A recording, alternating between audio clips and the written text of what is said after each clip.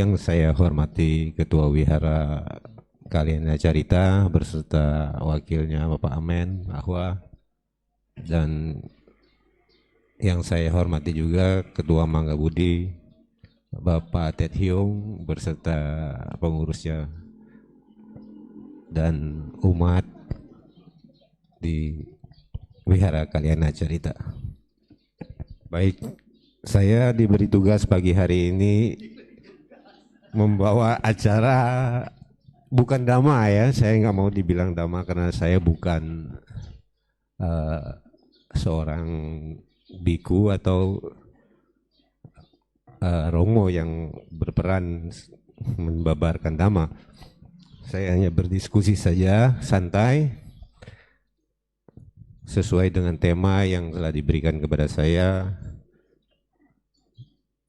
Wihara, rumah healing dan investasi kebajikan abadi.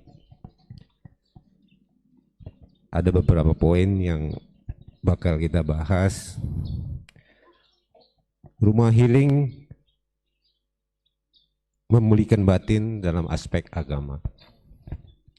Wihara bukan sekedar tempat ritual, melainkan rumah healing untuk memulihkan batin dari kepenatan, kebisingan, pikiran sehari-hari. Mungkin bagi adik-adik yang sekolah yang juga jenuh dalam 1 minggu untuk belajar, jadi kembali ke wihara untuk healing.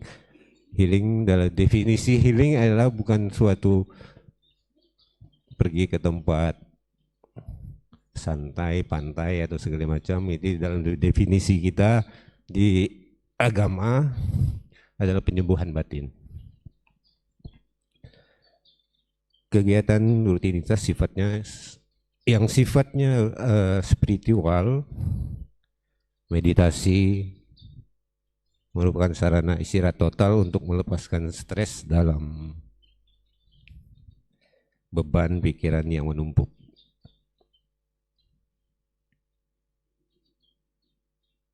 Lalu kita puja bakti, mendinginkan hati melalui doa dan penghormatan, mengubah energi negatif menjadi ketenangan batin. Belajar Dhamma, memahami cara hidup bijaksana agar batin tetap stabil, tidak mudah goyah saat menghadapi perubahan hidup. Kita sebut dalam parita seperti anicca. Sesungguhnya belajar Dhamma tidak sebatas parita yang kita disuguhkan bagi kita sehari-hari ini. Parita yang hari ini kita baca itu merupakan ritual ya Pak ya. Ada kitab suci Tripitaka agama Buddha yang mana di dalamnya sangat banyak bakal kita temukan yang berkaitan dengan kehidupan kita sehari-hari. Kalau parita kita baca itu adalah ritualitas tentang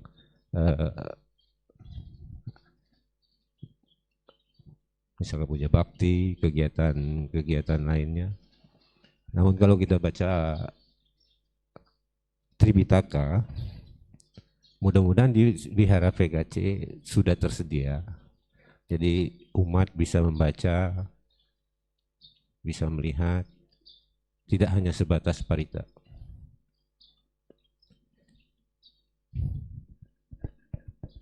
Investasi kebajikan abadi menanam jasa dari aspek sosial. Wihara adalah pusat investasi sosial yang manfaatnya tidak akan habis dimakan waktu melampaui harta dan materi. Kegiatan yang sifatnya mengabdi kepada masyarakat antara lain adalah pendidikan karakter. Umpamanya sekolah minggu bagi anak-anak sekolah SD, SMP dan seterusnya. Di sini kita memulai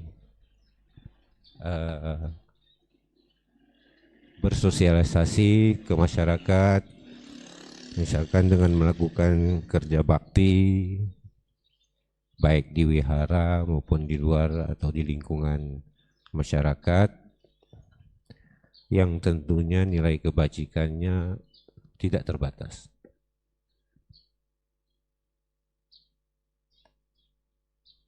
Ada hal yang paling bernilai dalam melakukan kerja bakti, itu adalah kebersamaan antara kita sesama umat, di mana kita saling membantu meringankan beban satu sama lain. Pada zaman anak-anak sekarang mungkin kerja bakti itu agak terkesan kurang ini ya. Kalau pada zaman kita dulu, angkatan kita lah, masih di bawah kepemimpinan Orde Baru, kerja bakti merupakan salah satu sarana untuk berkumpulnya masyarakat, melakukan gotong royong bersama. Enggak seperti sekarang. Kalau sekarang pemerintahnya, rakyatnya dibiarkan enak-enak. Kalau dulu pemerintah mewajibkan setiap minggu ada kerja bakti turun ke jalan raya, itu membersihkan pinggir jalan, got, semua macam jalan raya itu diberlakukan oleh masyarakat. Kalau sekarang pemerintah sepertinya memberi wewenang kepada dinas-dinas yang sudah dibentuk oleh pemerintah. Namun jika hal itu tetap dibiarkan di dalam tradisi masyarakat kita, maka akan timbul kesenjangan, yang mana nantinya begitu ada kerja bakti, umpama di wihara saja, diumumkan di grup wihara ada kerja bakti, itu yang datang hanya sekian persen saja, tidak banyak. Kenapa? Karena dibiasakan oleh kesibukan yang tentunya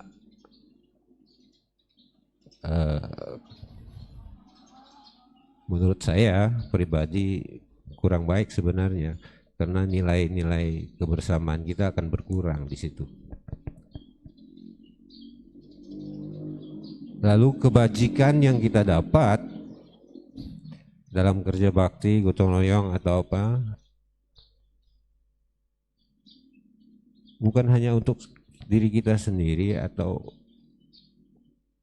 orang lain atau apa. Itu utamanya itu kebersamaannya itu.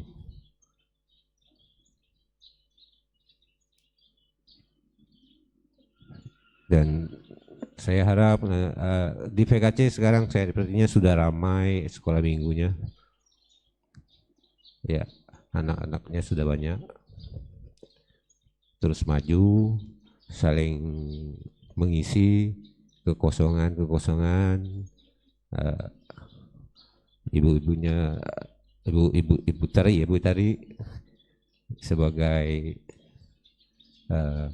guru ya di sekolah minggu dapat membina anak-anaknya untuk lebih aktif dalam mensosialisasi. Secara personal menjadi ada lagi pembagian sembako, paket yang kita sediakan untuk umat dan masyarakat setempat. Ini adalah aksi nyata yang menyembuhkan rasa tidak peduli kita terhadap masyarakat sekitar.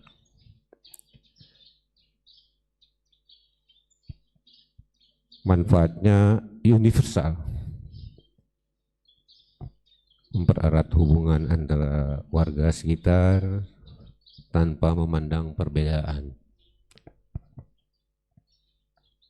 Kalau ada kegiatan bakti sosial, boleh semua umat yang ada di VKC saling bantu, yang tentunya juga harus ada donasi dari donatur dari berbagai pihak untuk menjalankan kegiatan-kegiatan seperti itu ya Pak ya. Ya. Seva atau kerja bakti, healing dari ego, melayani dan merawat wihara untuk menyembuhkan kesombongan batin, sekaligus menjaga aset dharma agar tetap layak bagi generasi mendatang. Generasi mendatang ya anak-anak ini, mereka adalah penerus dari kita yang semakin hari semakin tua.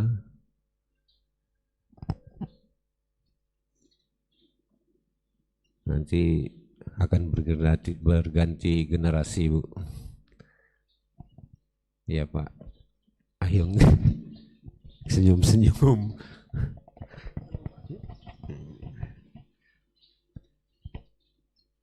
Lalu ada donor darah, manifestasi kasih sayang tanpa batas yang manfaatnya dirasakan langsung oleh lingkungan yang sangat luas, terutama untuk menyelamatkan nyawa seseorang yang membutuhkan darah pada saat kritis. Melakukan donor darah itu perbuatan yang sangat baik, di mana kita ada 5 sila yang harus kita jaga. Artinya kita sudah dilarang membunuh, ini kita malah membangkitkan nyawa seseorang, itu adalah perbuatan yang sangat terpuji. Karena dengan setitik darah kita atau satu kampel diambil darah kita, itu sangat menyelamatkan nyawa seseorang dari masa-masa kritisnya. Jadi kalau ada donor darah, adik-adik yang sudah siap untuk atau usianya sudah cukup untuk melakukan donor darah, silakan. Jangan takut, darahnya diambil nggak bakalan apa-apa.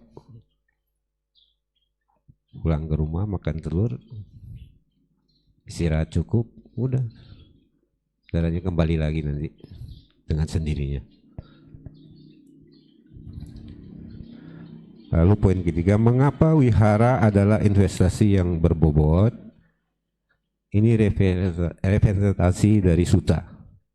Berdasarkan Anuggata Nikaya 9.20 Velama Sutta, Sang Buddha menekankan bahwa membangun atau menyediakan wihara bagi sangha adalah salah satu kebajikan yang sangat berbobot dan nilainya sangat tinggi.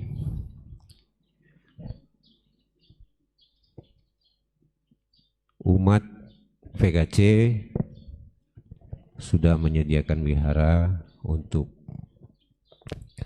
sangha, yang mana kita memang kekurangan sangha di Indonesia ya, terutama di wihara-wiharanya itu kurang sekali bantenya. Di sini saja bantenya per 3 bulan baru muncul 1 kali. Jadi kenapa ada acara semacam ini?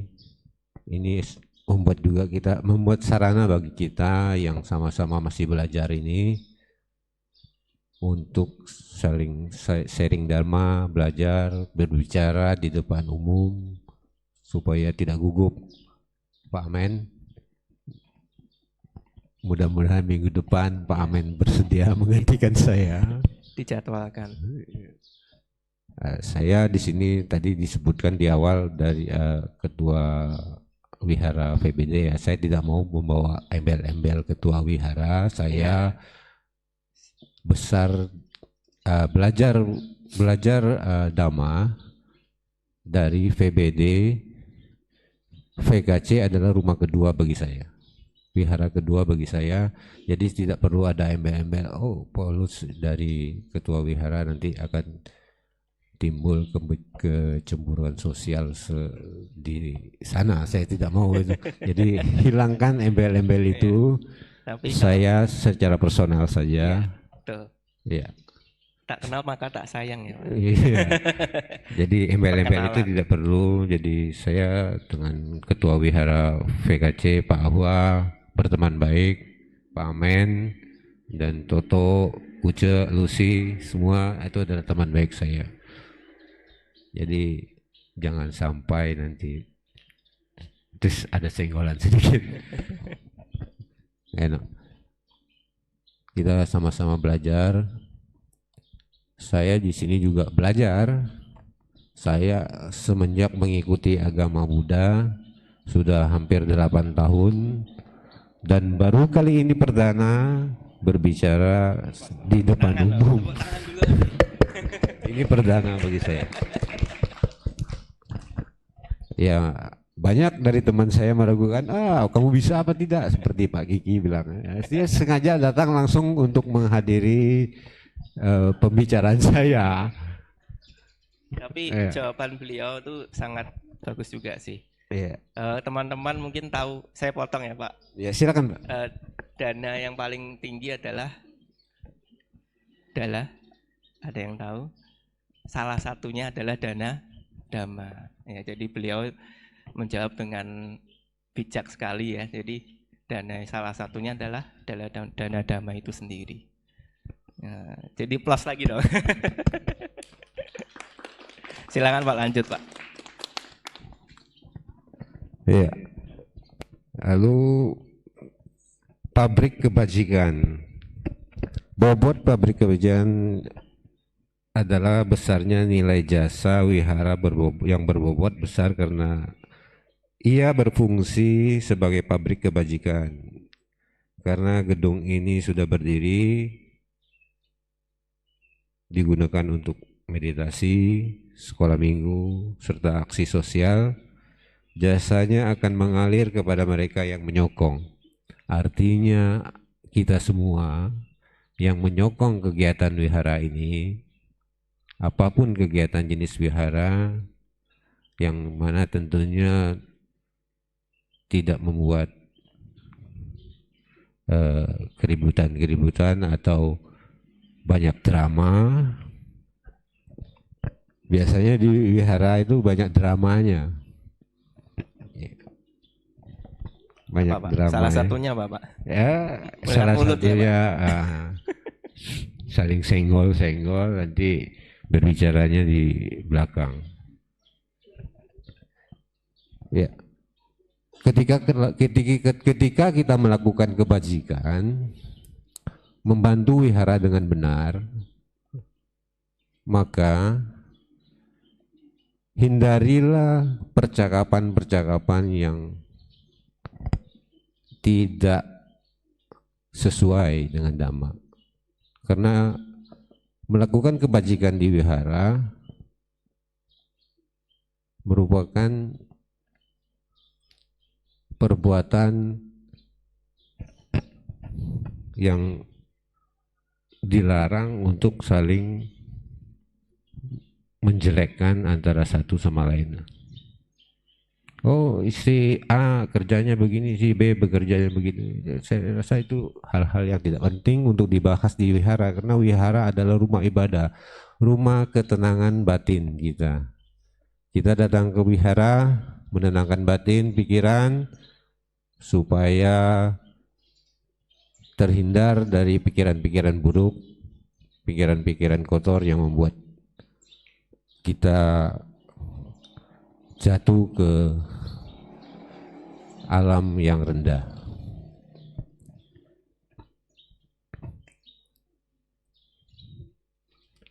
Selama gedung ini berdiri, gunakanlah dengan baik.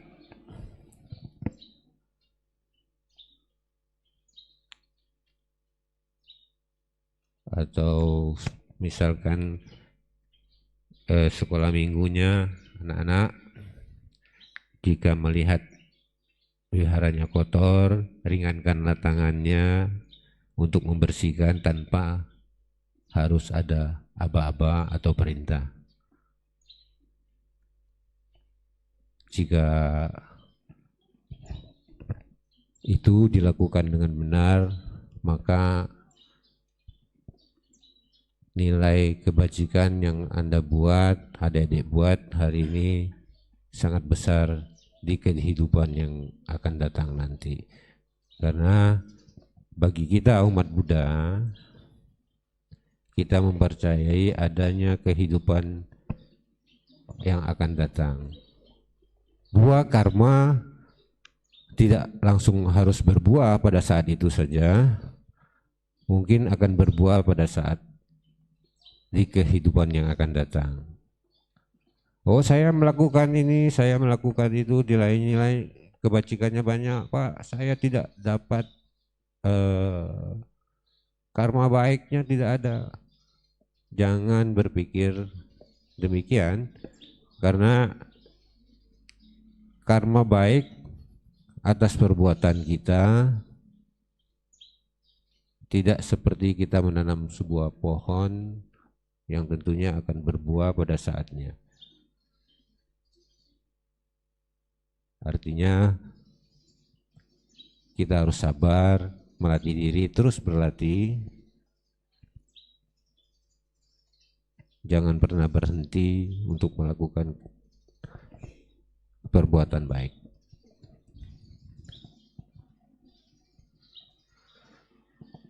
Kita sampai pada kesimpulan bahwa bangunan wihara tidak boleh hanya megah secara fisik, tetapi harus hidup secara esensial, esensi sebagai pusat transformasi secara personal, menjadikan rumah healing yang menyembuhkan batin kita hari ini secara sosialnya, aspek sosialnya menjadi investasi kebajikan yang abadi bagi masyarakat dan generasi muda ke depan.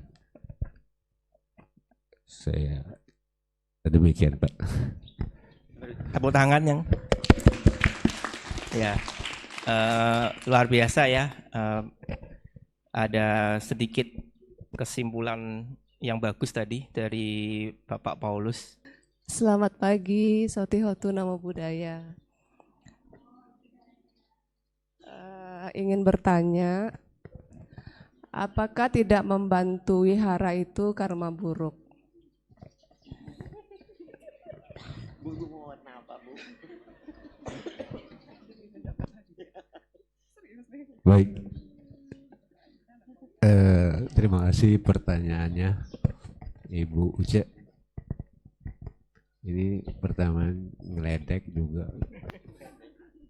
sekalian udah terencana sepertinya. Iya. Apa tadi? Tidak membantu wihara merupakan karma buruk atau perbuatan karma.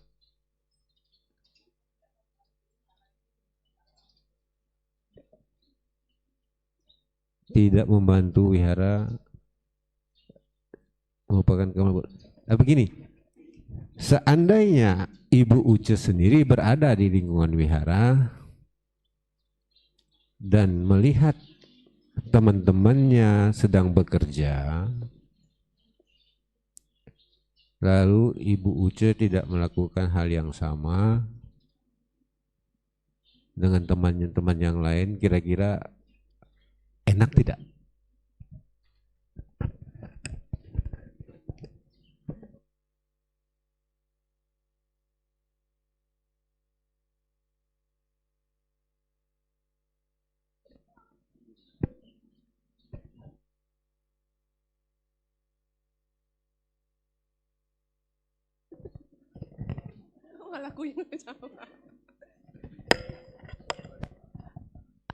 Sebenarnya kan memang tidak enak ya melihat teman-teman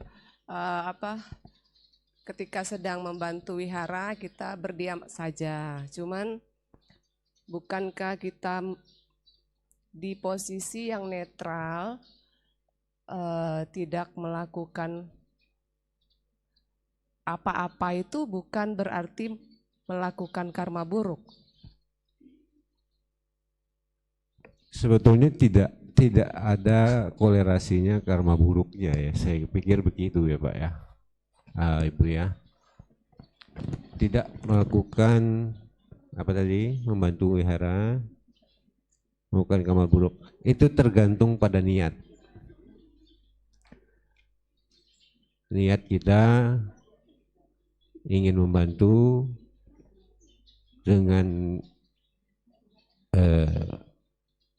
nilai-nilai sukacita yang tinggi dalam hati bahwa saya ingin membantu wihara, ingin berbuat kebajikan, ya kita bantu dengan sesuai dengan kemampuan kita. Kalau dinilai karma buruk, saya tidak membantu wihara, apakah itu karma buruk? Kalau dari kita agama Buddha, saya pikir kalau memang kita tidak punya kemampuan untuk membantu, itu bukan karma buruk. Yang jelas ringankanlah tanganmu ketika kita tidak mampu melakukan secara materi, lalu kita bisa menggunakan tenaga dan pikiran untuk berbuat baik kepada wihara. Karena ketika kita melihat wihara, anggap saja itu sebagai rumah kita ke depan, dan investasi kita menanam nilai kebajikan yang tinggi di kehidupan ini dan nanti. Itu saya rasa, Bu. Jesslyn, saya murid di sekolah minggu ini. Izin bertanya, bagaimana cara yang dapat Bapak atau kami lakukan untuk anak-anak Buddhis yang malas ke wihara?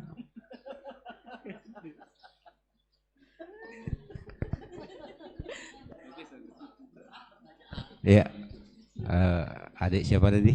Jesslyn. Jesslyn. Jesslyn biasanya pagi bangun jam berapa? Jam 6. Jam 6 lewat. pagi. Rutinitas ke sekolah. Sekarang tadi pertanyaannya bagaimana? Bagaimana cara yang dapat Bapak atau kami lakukan sebagai anak-anak Buddhis untuk mengatasi rasa malas datang ke wihara? Baik, Ibu Tari sebagai guru di sekolah minggu ini haruslah banyak berbuat kegiatan yang menarik umat anak sekolah minggunya supaya menimbulkan ketertarikan yang tinggi. Harus banyak kegiatan-kegiatannya sehingga mereka tertarik dan tidak merasa jenuh. Artinya hanya datang ke wihara mendengarkan dhamma atau yang lainnya, tapi harus banyak kegiatan intinya, Bu. Itu salah satunya. Lalu adik bisa bercerita ke temannya yang tadinya malas, oh kita di wihara ada kegiatan ini, ada kegiatan itu, coba datang. Ya, begitu ya, diupayakan begitu, dipromosikan saja apa yang kamu lihat di wihara, apa yang kamu pelajari di wihara, kamu promosikan saja ke mereka. Nah, nanti syukur-syukur timbul ketertarikan. Ya, demikian. Terima kasih Bapak. Ya.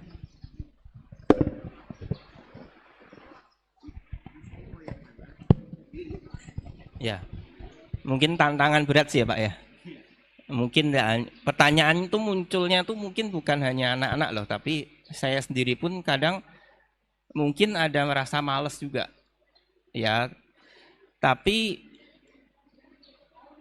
sebenarnya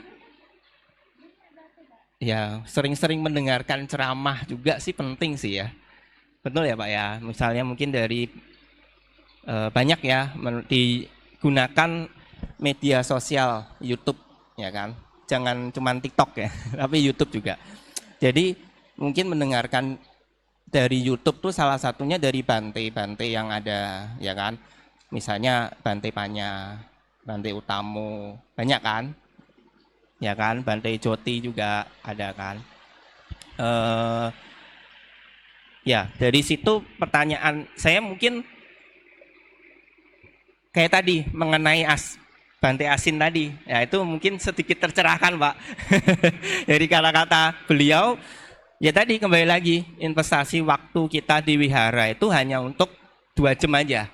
Sedangkan kita pulang sekolah, pulang kerja, ya nggak hanya kita, mungkin semua orang ya.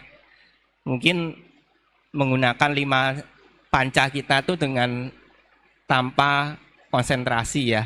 Ibaratnya kita melakukan kama buruk, melakukan pikiran buruk. Salah satu kalau nggak salah setiap chanting ya ada ya di Bukit ya, Rama ya. Itu tiap malam aja ya. Tanggal 7. Oh, ya. Ya, jadi posat aja ya nah. Ya itu sebulan 4 kali. Jadi Bante pun melakukan itu, benar nggak ya Rama ya? Tiap hari ya, Bante tiap hari loh malah kan. Jadi kembali lagi nih kalau Bante memang tinggal di wihara kan, tapi bagaimana mengurangi rasa malas? Bahasa Jawa lagi. Wong nyebutnya apa? Kalau Bante aja bisa, ya kan? Kenapa kita enggak? Loh bukan masalah Bante lah kan Bante kan hidupnya memang di wihara, Pak misalnya pertanyaannya. Tetapi saya dapat banyak pelajaran di Bukit juga ya Pak ya. Dari Pak Paulus ini saya dapat banyak pelajaran.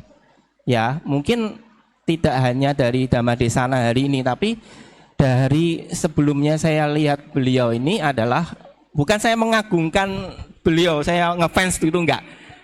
Sama Rama juga, sama yang lain juga. Tapi yang saya lihat dari Pak Paulus ini, ya nggak usah Pak Paulus lah, kembali lagi pertanyaannya tadi. Ke Bante salah satu yang ada di Bukit ya Pak ya. Tapi saya melihat ada satu Bante, saya nggak mau nyebutin nama Bante, yang luar biasa gitu loh. Beliau melakukan yang namanya tindakan kebajikan dengan turun secara langsung untuk membersihkan kolong ya Pak ya nyebutnya ya. Ini tuh menurut saya luar biasa. Ya, mungkin anak-anak nggak pernah tinggal di hutan. Gampang kan kita cuman bersihin kamar mandi, bersihin rumah, ya kan? Itu tindakan kebajikan. Tapi yang membuat saya berpikir lebih lagi itu adalah salah satunya Bante itu, gitu loh. Bante aja mau turun, ya kita nggak harus turun ke kolong tadi. Tapi dengan melihat itu kan membuat hati kita tergerak. Makanya kembali lagi nih, bagaimana kita memberikan rasa semangat untuk bisa datang ke wihara. Ya salah satunya mendengarkan ceramah, melihat Bante pindah patah pun itu salah satu banyak manfaatnya loh. Melihat orang dari pindah patah itu pun memberikan kesempatan untuk datang ke wihara ya Pak ya. Betul, saya nggak bohong ya. Intinya adalah dari pindah patah itu pun ada beberapa orang itu akhirnya datang ke wihara. Nah itu salah satunya cara untuk tidak malas. Ya, betul ya Pak ya. Ya jadi rasa ingin tahu, betul Pak Paulus tadi. Nah kembali lagi tantangannya ke masing-masing ya, tapi nggak lupa lagi, tapi ini udah cukup banyak sih ya Bu ya, keren sih. Ya tantangannya kembali lagi. Ya belum semua nih Pak. Ya mungkin itu ada tambahan atau pertanyaan Pak? Oh masih.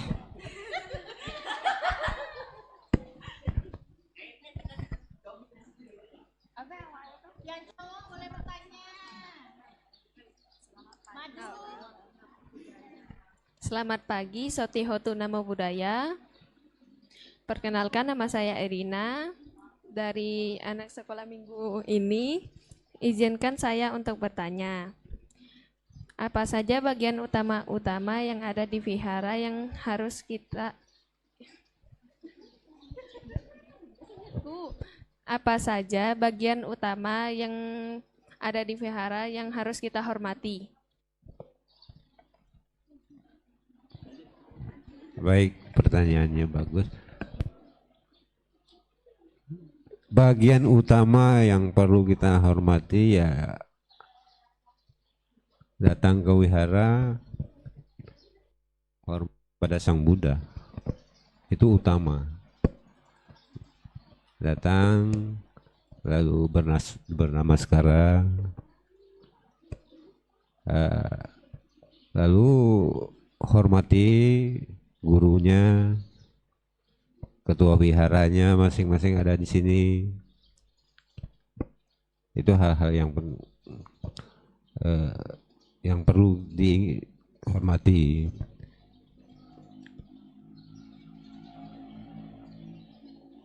Lalu di wihara, adik-adik, ketika kita sudah masuk ke ruangan wihara, mendengarkan dhamma,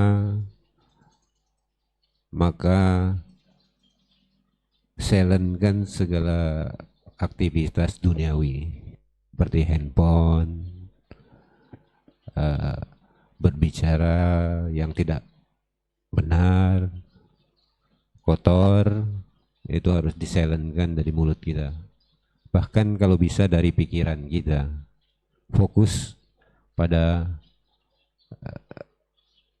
Sang Buddha, pada pelajaran-pelajaran yang diberikan oleh guru sekolah minggu. Tentunya kewihara hanya kalau dihanyakan sebagai adik-adik hanya sebagai untuk rutinitas minta tanda tangan untuk kepentingan sekolah, ya nilainya nggak dapat nanti. Ya nilai sekolah dapat tapi nilai kebajikannya tidak.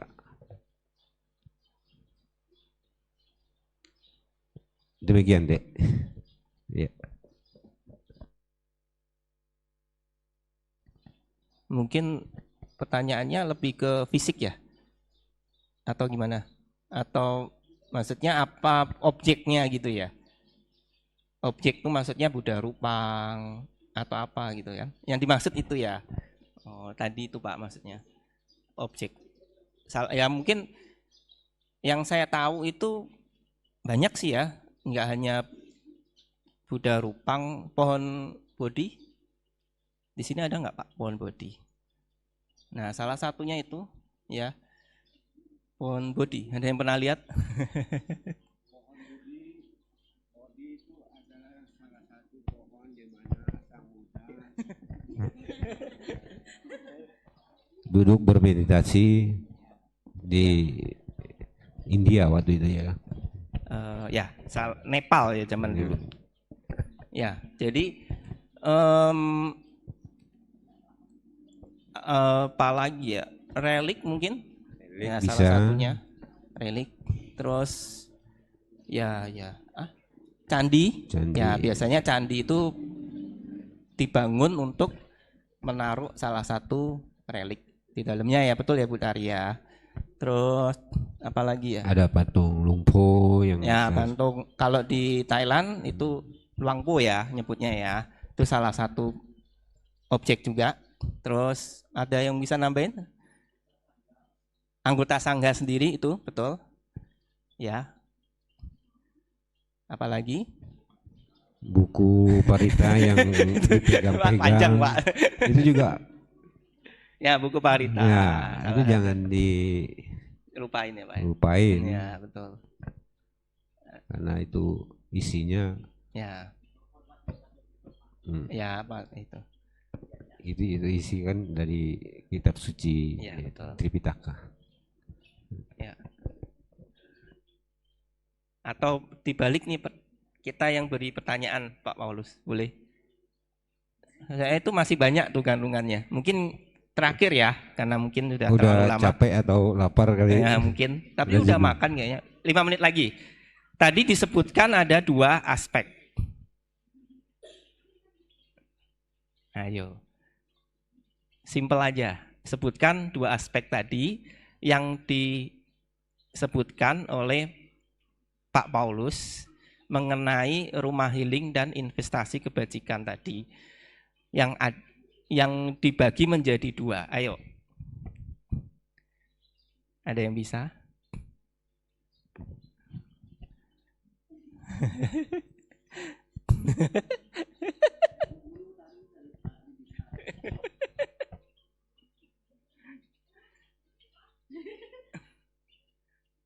Ayo, ada dua aspek. Lebih ke aspek ke dalam dan keluar. Nah, mungkin kata-kata lainnya apa selain itu? Ada dua aspek. Wihara itu menjadi tempat mencari ketenangan dalam diri atau disebut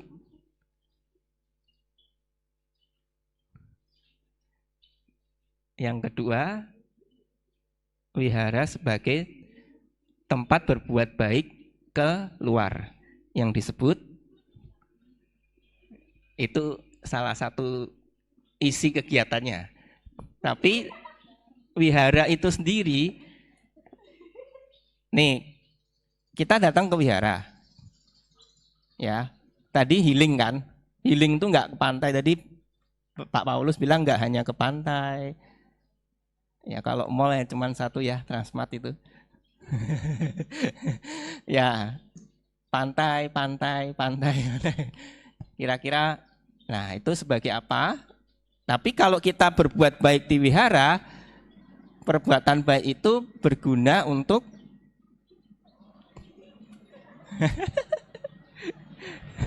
kalau susah saya jawab sendiri ya. Aspeknya ada dua.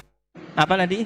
Kopau, agama dan sosial. Nah, sekarang kalau dari segi sosial, sebutkan dua saja. Ayo. Kegiatan sosial yang ada di dalam wihara. Puja bakti. Ya.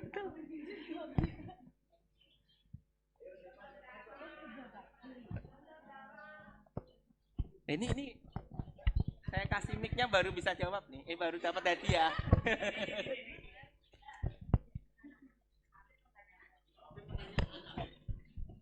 Ya, pertanyaannya kegiatan sosial apa yang ada di wihara? Nah,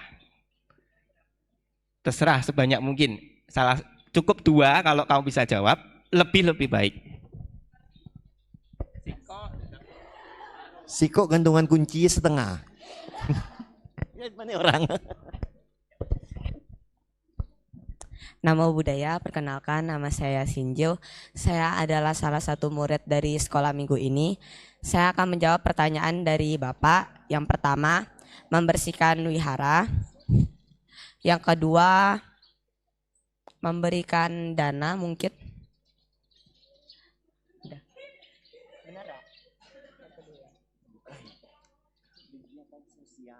Sosial kan berarti kan sama-sama. Puja bakti.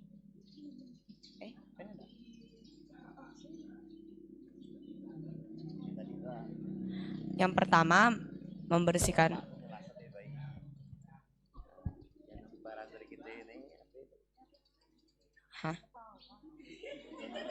donor darah. Membagikan barang yang membagi bantuan seperti sembako, beras, telur, dan lain-lain.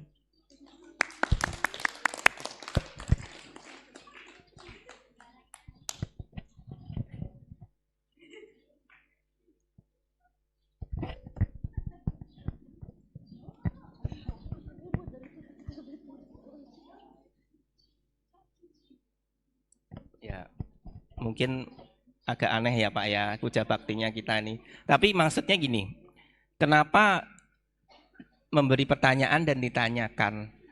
ya kita berusaha untuk speak up, tahu nggak? Yang menjadi dulunya susah ngomong, kita belajar di sini gitu. Bu Tari, betul ya Bu Tari? Jadi saya punya pikiran positif adalah selama ini kan kita nggak ada biku sangha ya, kenapa nggak kita bergerak sendiri gitu loh? Ya kan, dengan saya percaya sih semua wihara dulu mungkin kayak gitu. Awal mulanya ya Pak, mungkin seperti itu. Jadi mungkin yang nggak ada wadah biku sanghanya, kemudian mungkin dari situlah biku sangha lihat, oh ini wihara Kalyana Carita udah ada nih tiap hari Minggu ya kan, bisa bolehlah taruh satu. Sadu ya Bante, Sadu, sadu, sadu. ya kan. Tapi ya harus ada yang jaga juga sih.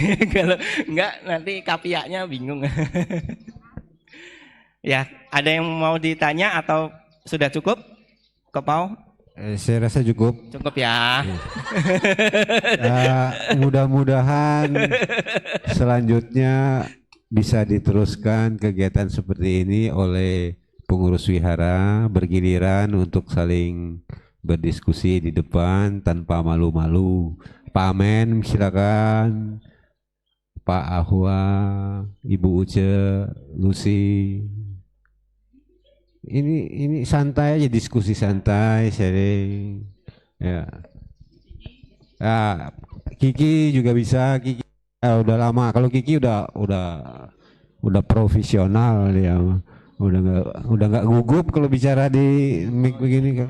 Iya, dia MC Kiki itu terkenal. MC loh. Iya. Keren. Iya, Siapa jadi- tahu kalau ada teman-teman ada acara boleh. Ya, Undang. mau ulang tahun Seventeen, Koko Kiki. silakan. Itu MC Kiki. Di belakang ya Pak ya. Titit gitu ya Pak ya. Baik, selamat Ya. selamat pagi. Ada siang Pak ya. Siang. Selamat siang. Demikian pembicaraan saya hari ini. Terima kasih sekali lagi atas waktu yang telah diberikan. Namo Buddhaya. Namo Buddhaya. Sekali lagi kita aplaus buat Pak Paulus.